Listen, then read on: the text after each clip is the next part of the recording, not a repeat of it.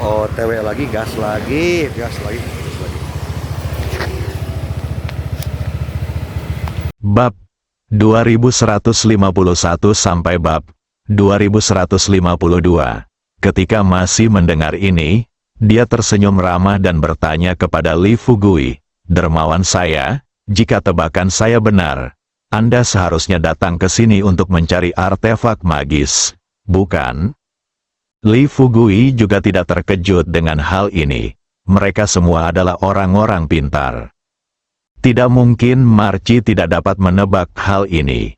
Katakan lagi, selama beberapa percakapan pertama dengan Marci, Li Fugui telah memahami pikiran Masi pada saat itu melalui keterampilan menyanyi, tetapi dia tahu bahwa masalah ini tidak dapat diburu-buru. Jika Anda ingin benar-benar menemukan senjata ajaib tersebut, Anda harus mendapatkan kepercayaan Masi.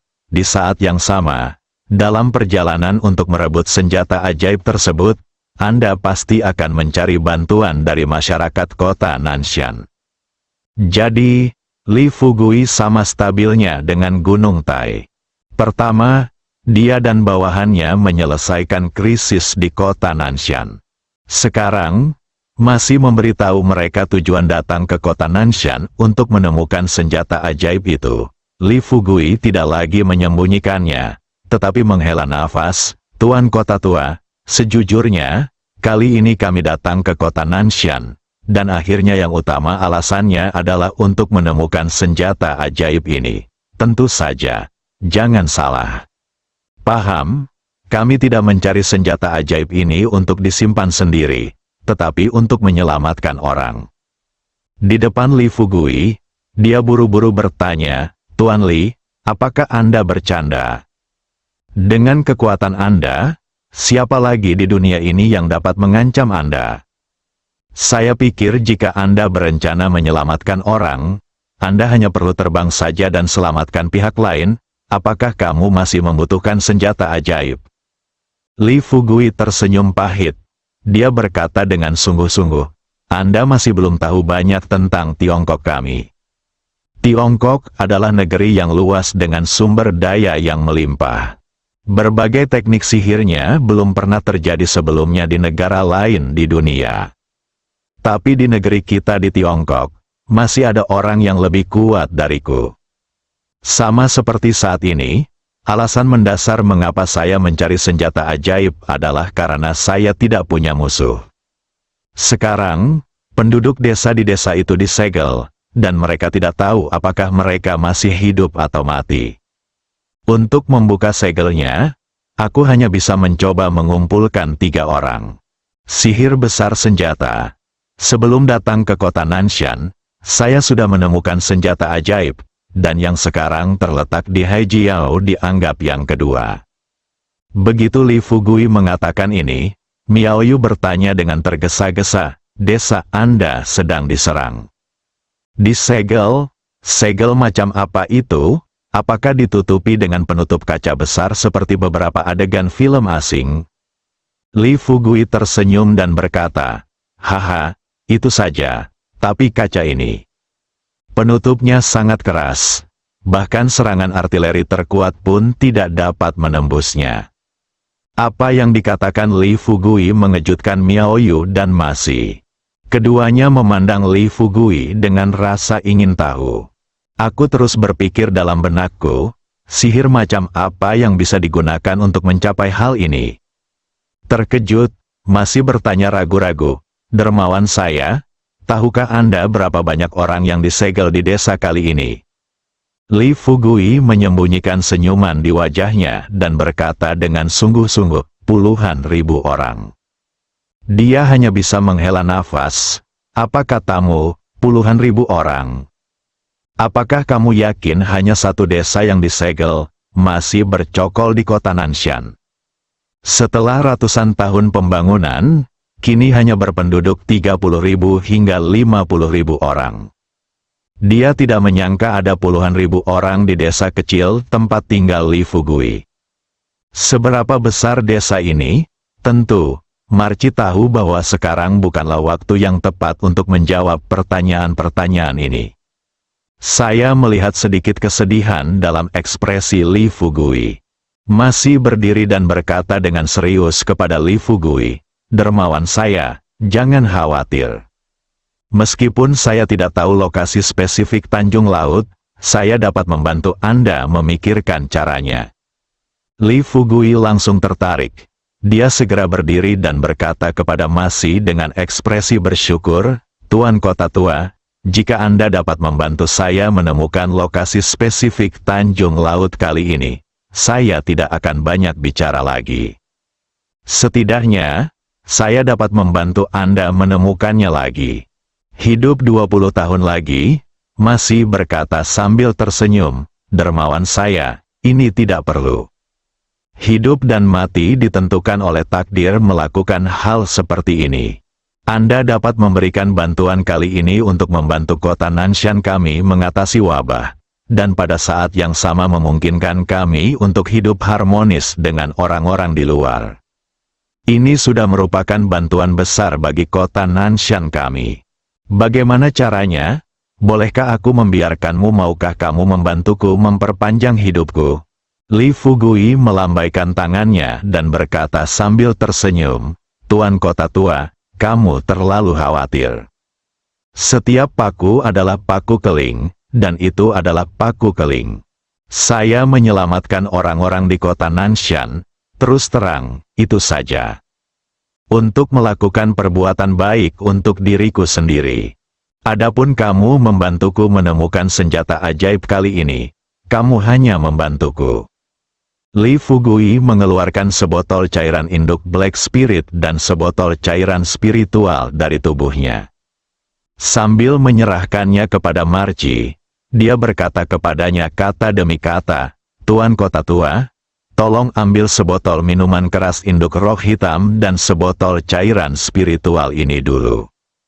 Ingat, minumlah 2 tetes setiap 6 bulan mulai sekarang. Dan saya jaminan bahwa Anda dapat memiliki life lebih banyak selama 20 tahun. Untuk alasan ini, Marci tidak lagi menolak. Setelah mengumpulkan barang-barang Li Fugui, dia berkata terus terang kepada Li Fugui, "Dermawan, dalam hal ini, saya tidak akan menolak. Tetapi ada satu hal yang ingin saya jelaskan sebelumnya kepada Anda. Ada 2 gambar di dalam kotak kayu yang diunggah. Salah satunya adalah gambar rusak, bahkan nenek moyang kita pun tidak tahu kegunaannya. Tapi aku sudah melihatnya berkali-kali, tapi aku tidak bisa melihat petunjuknya.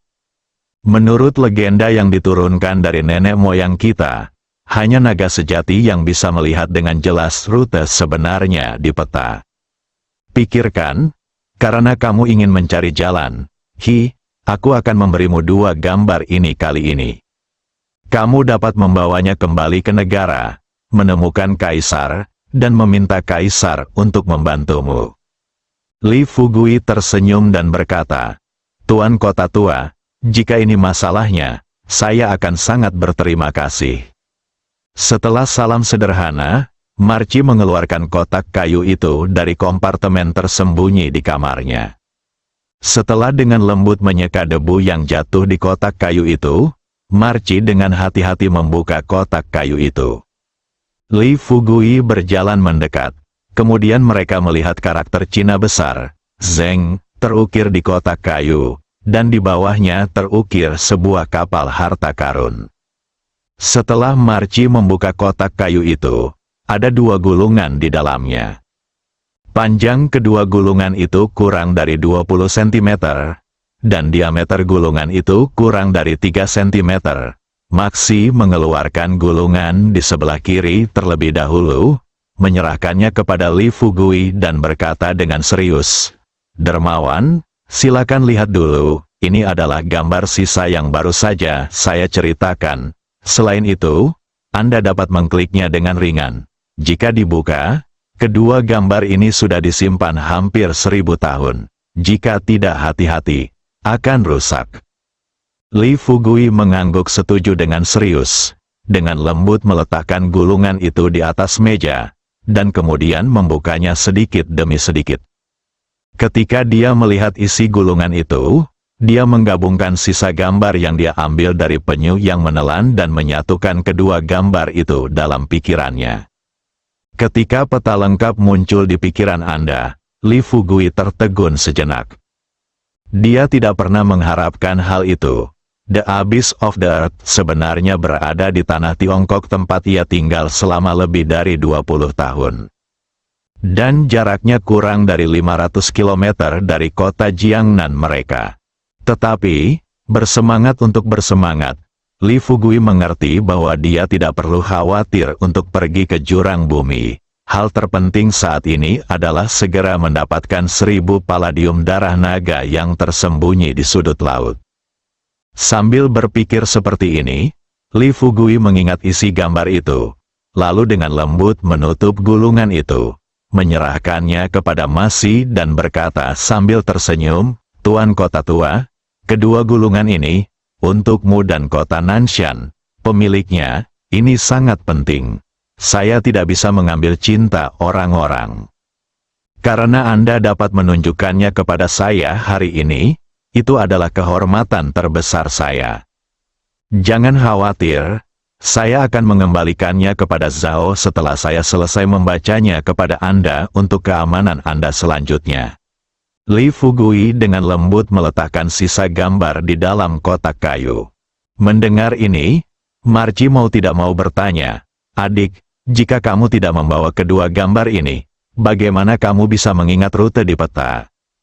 Juga, seperti yang saya katakan tadi, rute ke Tanjung Laut adalah hanya ada 2 garis di peta. Kecuali naga asli dapat melihat dengan jelas rute lainnya, orang biasa tidak akan dapat melihat konten spesifiknya meskipun mereka meletakkannya di bawah mikroskop.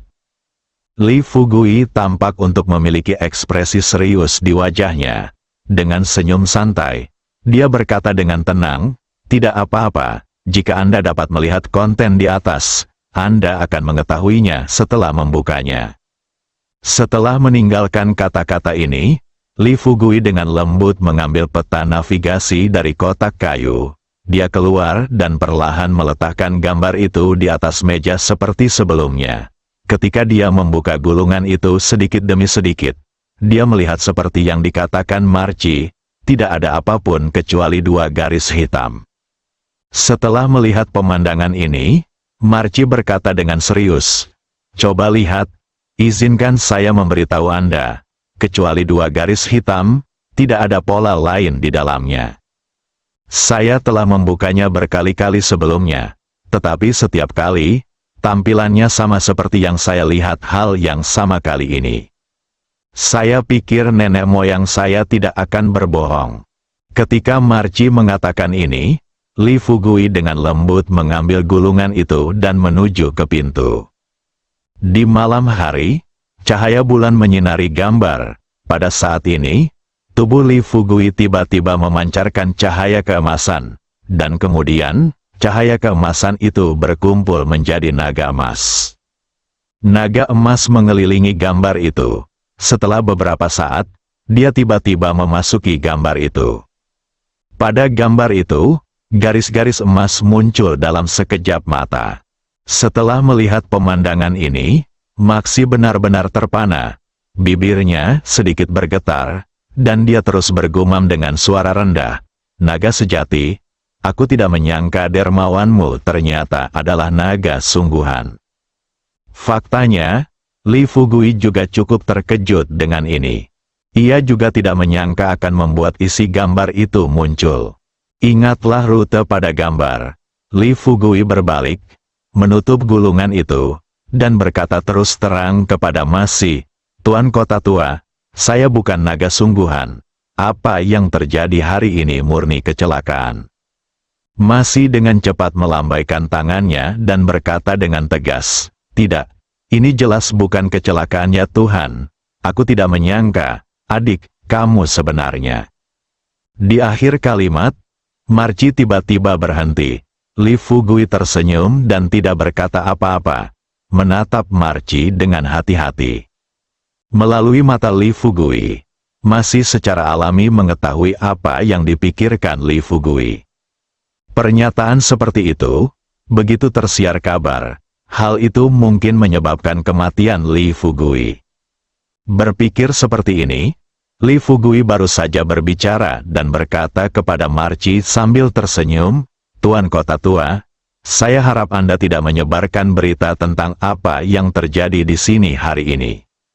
Marci mengangguk seperti orang bodoh dan berkata dengan cepat, "Jangan khawatir, dermawan saya tidak akan pernah menyebarkan berita tentang penampakan naga asli." Ngomong-ngomong, dermawan saya, apakah Anda sudah mengingat semua yang ada di gambar senjata ajaib? Li Fugui menarik kembali pikirannya.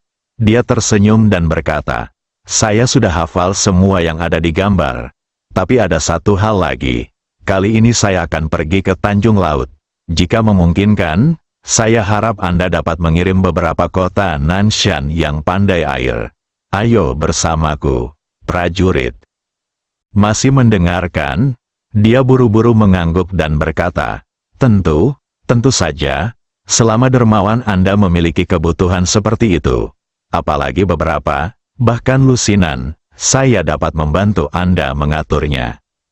Li Fugui tersenyum dan berkata, "Oke, itu kalau begitu, mari kita tunggu sampai besok." Setelah menyelesaikan percakapan dengan Marci, Li Fugui memberikan ruang untuk Maxi, Miaoyu dan keluarga Xie Mierfu. Dia datang ke kediaman yang diatur oleh Marci untuk mereka. Kaki depan baru saja masuk ke pintu. Hua Duo tidak sabar untuk melangkah maju dan bertanya dengan serius kepada Li Fugui, "Bagaimana kabarmu, Fugui? Apa yang kamu katakan di kamar?" Li Fugui tidak menyembunyikan apapun dan berkata sambil tersenyum, "Apalagi yang bisa saya katakan, itu tepat di sudut laut. Beberapa topik. Pada saat ini, mata Hua Duo membelalak dan dia bertanya dengan heran, "Tunggu, apakah Maxi tidak mengetahui situasi spesifik Hai Zijiao?" Dia berkata tanpa daya, "Direktur Hua, bisakah Anda menjadi lebih pintar setiap hari? Apakah Anda benar-benar berpikir Maxi akan memberitahu Anda hal-hal rahasia begitu dia bertemu kami?" "Sebenarnya, terakhir kali kami datang ke kota Nanshan, saya sudah merasa bahwa masih harus menyadari situasi senjata ajaib itu. Alasan mengapa dia tidak memberitahu kami sepenuhnya karena dia tidak mengenal kami dan takut jika dia menceritakan masalah ini, itu akan dilaporkan ke kota Nanshan.